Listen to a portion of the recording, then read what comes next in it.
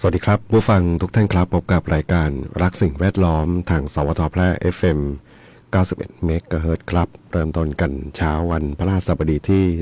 16ตุลาคม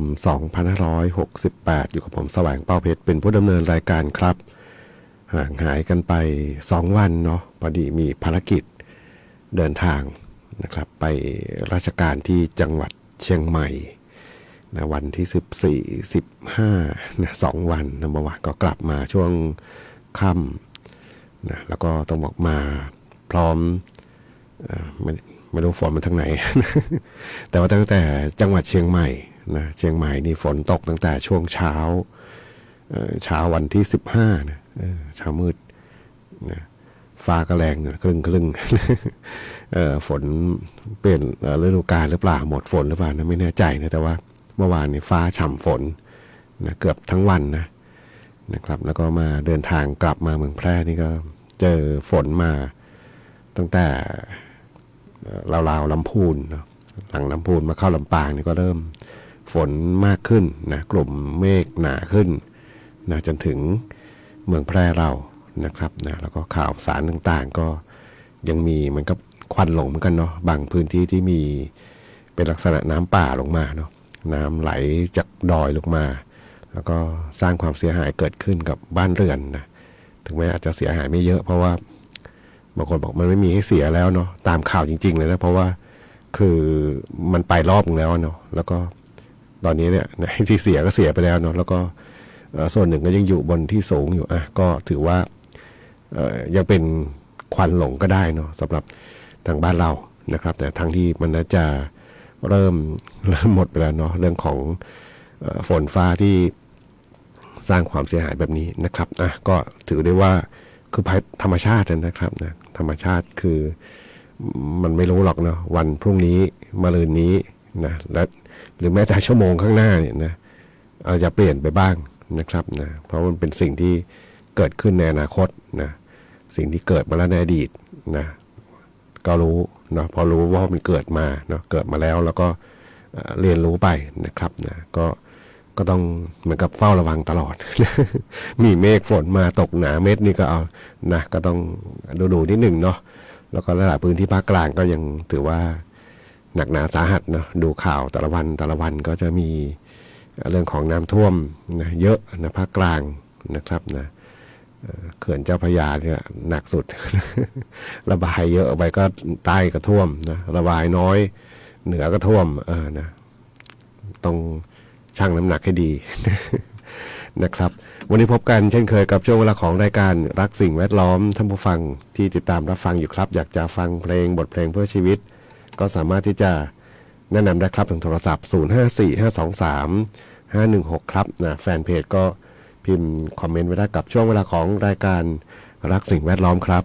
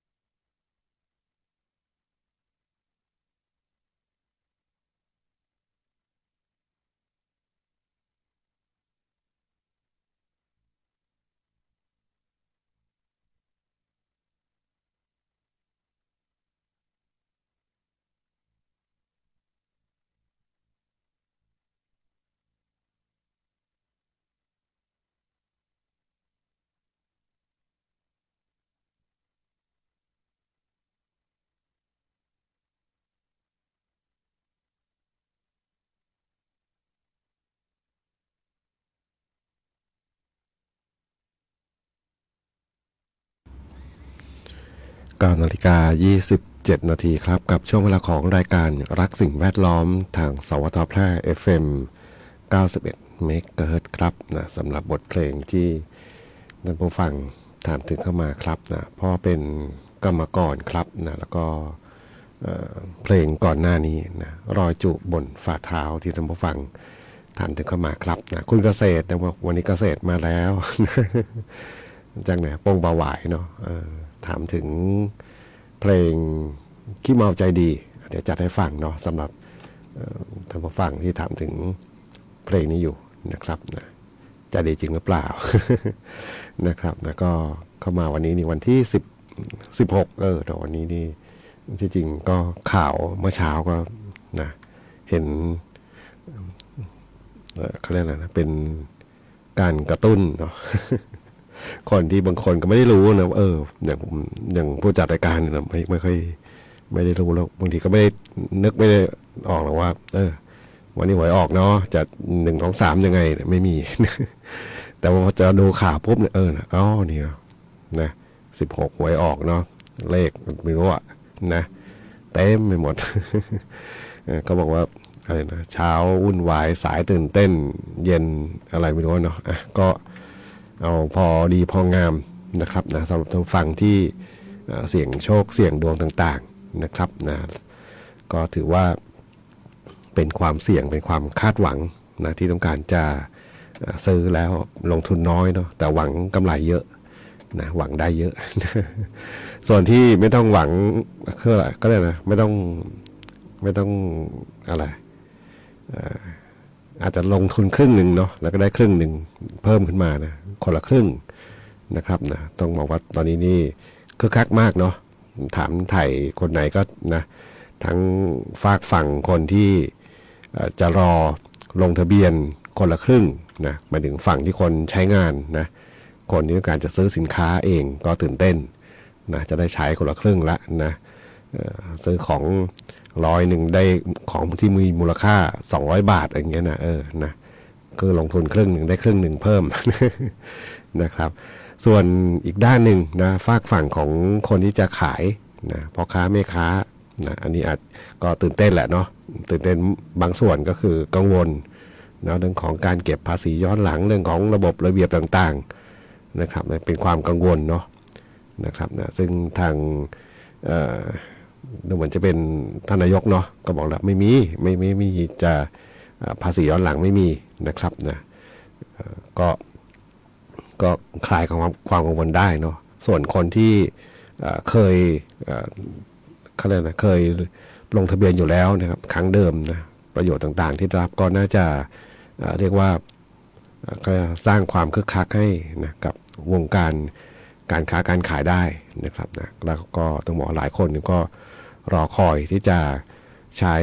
นะสิทธิประโยชน์ต่างๆตรงนี้นะครับนะเป็นการกระตุ้นเศรษฐกิจเนาะแล้วก็น่าจะเริ่มคึกคักแหละนะก็หวังว่าเนาะการกระตุ้นเศรษฐกิจก็จะเป็นผลดีภาพรวมนะของประเทศเรานะครับนะซึ่งบางคนก็บอกว่าตามที่ดูข่าวต่างๆบอกมันซบเซาที่จริงมันหลากหลายปัญหาเนาะไม่ใช่เฉพาะประเทศไทยอย่างเดียวนะเรามีปัญหาในระดับโลกสังคมโลกที่เรียกว่ามีคนเขาสร้างปัญหาอยู่นะครับนะตั้งแต่สงครามรัสเซียกับยูเครนนะบางคนมันไกลมันใช่เลยนะใช่นะครับนะสินค้าบางอย่างมีปัญหาไปเลยเนาะแล้วก็ตัวสหรัฐเองนะครับนะการประกาศภาษีของเขาไม่รู้เนาะวุ่นวายไปหมดทั่วโลกเลยเนาะมันคือสร้างความกังวลขึ้นมาให้กับคนลงทุนคนค้าคนขายฉะนั้นเนี่ยเวลาอะไรมันหยุดชะงักมันหยุดที่หนึ่งแต่ว่ากว่าจะมีผลกระทบมาถึงเราเนี่ยมันอาจจะใช้เวลานะครับฉะนั้นเนี่ยบางครั้งบางอย่างนะครับแล้วก็เป็นผลมาจากนี่แหละเนาะที่อื่นทั่วโลกที่เขามีปัญหาขึ้นมานะครับนะแต่เราบ่นในเรื่องของใกล้ตัวเรานะครับบางคนบอกยังไงตรงนี้ค้าขายไม่ดีไม่ได้มันไม่ได้เพราะว่าบางส่วนก็อาจจะโดยเรื่องของตลาดทางการค้ามันเปลี่ยนไปนะครับนะเอาง่ายๆเรื่องของการซื้อสินค้าออนไลน์นะผู้จัดรายการเองก็เดี๋ยวนี้ก็เริ่มคล่องขึ้นมาละ หมายถึงมันก็สะดวกดีเนาะเพราะว่าเราซื้อ แม้แต่อย่างผู้จัดการช่างอิเล็กทรอนิกส์เนาะว่าจะซ่อมอะไรบางอย่างแล้วก็บางทีไปซื้อร้านขายที่ใกล้บ้านเราเนี่ยนะเอาละเรารู้จักกันสนิทกันในฐานะของเพื่อนร่วมอาชีพเดียวกันหมายถึงว่าคนอิเล็กทรอนิกส์ด้วยกันนะครับแต่อีกด้านหนึ่งนะขับรถไปซื้อแล้วมันไม่มีบางตัวไม่มีแล้วก็ต้องรอแล้วก็คือรออะไรเนี่ยนะแล้วก็ราคาก็นะแพงกว่าที่เขาขายออนไลน์แบบนี้นะหมายถึงอย่างนั้นนะก็เราก็สั่งออนไลน์ก็รอเหมือนกันนะ บางทีเร็วกว่าเดี๋ยวซ้ำไปเลยเห็นไหมตลาดเปลี่ยนไปเนาะบางทีขายไม่ได้อยู่หน้าร้านแล้วบางทีคนที่เขาได้กำไรจากเนี้ยเขาอาจจะไม่ได้มาบ่นเลยเนาะนะครับนะก็อันนี้ก็พูดให้ฟังเนาะบางทีอะไรบางอย่างมันเปลี่ยนไปนะการค้าการขายบางอย่างมันก็เปลี่ยนไปด้วยเนาะก็อันนี้ก็เล่าให้ฟังเนาะก็รอคนละครึ่ง ผู้จัดรายการด้วยเหมือนกันนะไปฟังเพลงกันต่อครับนะสำหรับงานเพลงนี้ของน่าจะเป็นเสียงขับร้องของคุณเทลลี่เนาะสำหรับงานเพลงขี้เมาใจดีครับ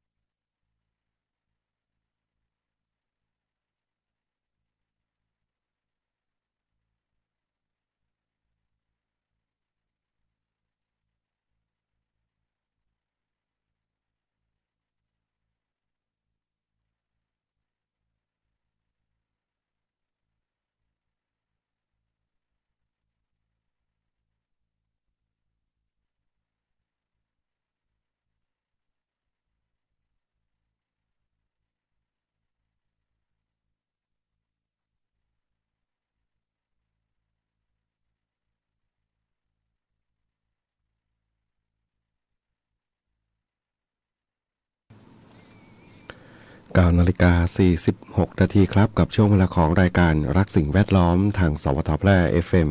91 เมกะเฮิรตซ์วันพฤหัสบดีที่ 16 ตุลาคม 2568 ครับนะขอบคุณผู้ฟังที่ติดตามรับฟังถามไทยบทเพลงเข้ามาครับ เมื่อตอนต้นเราพูดถึงโครงการคนละครึ่งพลัดนะต้องเติมพลัดด้วย คนละครึ่งพลัดนะครับเห็นข่าวหนึ่งมันมาได้ตลอดเลยเนาะเรื่องของมิจฉาชีพนะครับอะไรที่มันเสมือนอะไรเงาตลอดเลยเนาะอะไรที่เกี่ยวกับระบบการเงินการทองเกี่ยวกับเรื่อง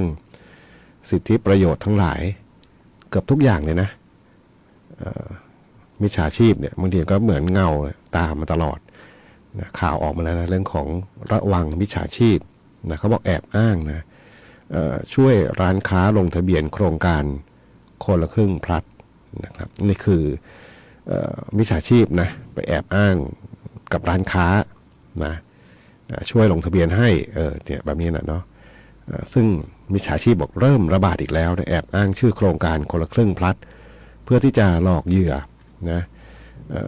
อาจจะเป็นข้อมูลโดยเพื่อที่จะขออะไรลักษณะของเอาข้อมูลส่วนตัวนะแล้วก็ติดตั้งแอปเถื่อนให้นะครับนะซึ่งกลโกงที่บอกพบบ่อยก็คือส่ง SMS นะพร้อมลิงก์ปลอมนะโดยอ้างว่าเป็นลิงก์ลงทะเบียนโครงการนะอันนี้ประเด็นแรกนะกลโกงที่พบนะส่ง SMS มานะ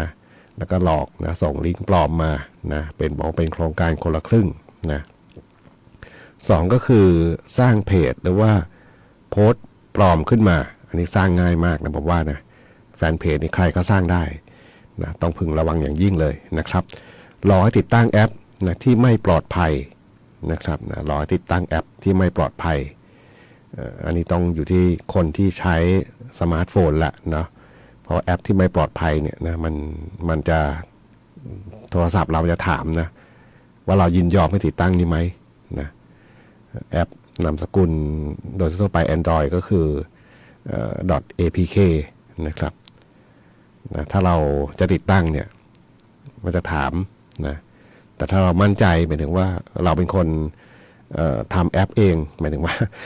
คนที่เป็นช่างเนาะคนที่มีความรู้ด้าน IT นะสร้างแอปเองได้แต่ได้เนี่ยนะเขาก็จะรู้นะว่าเราสร้างเองทำเองแล้วมันปลอดภัยนะครับนะก็นั่นก็เป็นอีกเรื่องหนึ่งแต่ส่วนถ้าเกิดจะแอปอื่นเข้ามาแอปเถื่อนเข้ามาเนี่ยนะมันก็จะโทรศัพท์จะถามเนาะว่าเราจะยินยอมไหมนะถ้ากดยินยอมปุ๊บจบเลยนะ แอปเถื่อนไปเลยนะครับแล้วก็อีกอันหนึ่งนี้โทรหาโดยอ้างเป็นเจ้าหน้าที่นะเสนอช่วยลงทะเบียนนี่นะโทรหาแล้วบอกอ้างเป็นเจ้าหน้าที่ช่วยลงทะเบียนสุดท้ายก็คือหลอกเอาข้อมูลส่วนตัวไปนะครับแต่บอกอย่าหลงเชื่อเด็ดขาดนะครับนะอย่าหลงเชื่อโดยเด็ดขาดนะครับนะตั้งแต่วันที่ร้านค้าที่ลงทะเบียนตั้งแต่วันที่เมื่อวานนะ15 ตุลาคมถึง19 ธันวาคมนะครับนะลงทะเบียนโครงการได้ด้วยตนเองนะครับนะยกเว้นมีลูกมีหลานช่วยทำให้ก็ว่าไปเนาะแต่ถ้าเป็นคนอื่นอย่านะครับศึกษารายละเอียดโครงการเพิ่มเติมได้ที่นะนี่เป็นเว็บไซต์ www นะ w3 ตัวจุดนะคนละครึ่ง plus .com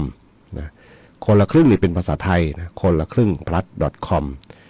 นะครับนะเขาบอกเงินในกระเป๋าเราอย่าปล่อยให้ใครมาเอาไปนะครับนะนี่บอกต้องเตือนกันเลยนะเพราะว่ามิจฉาชีพมันจะตามมาเป็นเงาตามตัวเนาะนะก็ต้องระมัดระวังนะอะไรที่จะเป็นข้อมูลส่วนตัวส่วนบุคคลที่จะให้คนอื่นเนี่ยนะมันอันตรายนะครับนะยุคปัจจุบันที่อะไรต่างๆมันง่ายขึ้นเนาะจะว่าง่ายก็ง่ายนะหมายถึงว่าการใช้จ่ายต่างๆการเงินการทองนี่ยังไม่พูดถึงกลโกงอื่นอีกนะอาจจะแฝงมาด้วยนะอันนี้เป็นเรื่องของลงทะเบียนคนละครึ่งพลัดไม่แน่นะมันอาจจะแฝงมาเพื่อที่จะหลอกเอาเงินในบัญชีเราด้วยนะครับนี่ต้องระวังเลยเนาะอันนี้ก็เป็นข่าวประชาสัมพันธ์ผ่านทางหน้าแฟนเพจของกรมประชาสัมพันธ์นี่แหละนะครับไปฟังเพลงกันต่อครับกับช่วงเวลาของรายการรักสิ่งแวดล้อมครับ